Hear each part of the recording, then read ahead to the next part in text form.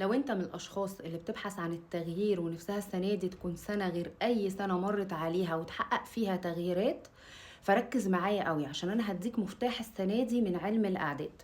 تعالوا نفكر كده، طاقة السنة دي اللي هي طاقة رقم كام؟ طاقة 2026 اللي هي طاقة الرقم واحد. وشهر يناير اللي هو بداية السنة اللي هو برضو بيساوي واحد.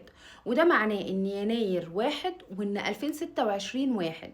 يعني معنى كده ان اي خطوة انت هتاخدها هتكون مضاعفة عشرات المرات، لان انت هنا بتتعامل بالانا الحقيقية بتاعتك. ومعناها كمان ان شهر يناير ده هو اللي هيحدد معاك ال11 شهر اللي جايين عليك في السنة هيكونوا عاملين ازاي. فده معناه ان انت لازم تكون مركز قوي الشهر ده، وفي حاجات تعملها وفي حاجات تانية تتجنبها تماما. طيب، بالنسبة لطاقة رقم واحد المركزة دي، ايه الحاجات اللي انا اعملها؟ 3 حاجات. اول حاجة تحط نية واضحة ومحددة وقوية زي شعاع ليزر قوي. نية بقوة، النية دي هي نية واحدة، ما تشتتش الطاقة بتاعتك. نية واحدة للسنة كلها تكون محددة، لان رقم واحد بيحب التحديد. تاني حاجة ان انت تفضي مساحة. انت دلوقتي حطيت نية، والنية دي طاقة المفروض تدخل عليك جديدة. فضي بقى من الطاقة القديمة اللي مكركبة عندك، كراكيب قديمة، علاقة بتستنزفك، ايا كان نوع الطاقة اللي انت هتفضيها. المهم ان رقم واحد بيحب ان المساحة تبقى فاضية عشان يتجلى بالطاقة الجديدة. رقم 3 ان انت ما تستناش، لا للانتظار. لو انت منتظر فرقم واحد هو طاقته بيساوي طاقة فعل مش طاقة تفكير كتير. فهنا دي اشارة، رقم واحد نفسه هو اشارة ليك ان انت تاخد خطوات، حتى لو هتاخد خطوة صغيرة تجاه النية اللي انت حطيتها، تجاه الهدف اللي انت بتسعى ليه.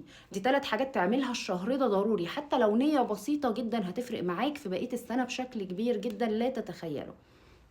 بعد كده نيجي للحاجات اللي احنا نتجنبها. رقم واحد ما بيحبش الانتظار، فما تستناش ان حد يساعدك ولا ان حد يمدلك ايده ولا ان حد يسندك. رقم واحد ما بيحبش التسويف، فما تأجلش اي حاجة قدامك. اي حاجة خد فيها خطوة هتلاقيها بتمشي معاك.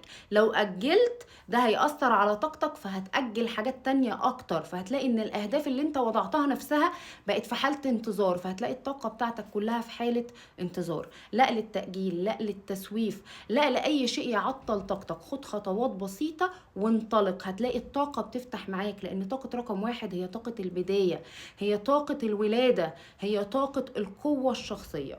خليك الشهر ده فكر كويس قوي في كل حاجة بتعملها وخد خطوات سريعة، لأن طاقة رقم واحد بتحب السرعة، ما بتحبش البطء.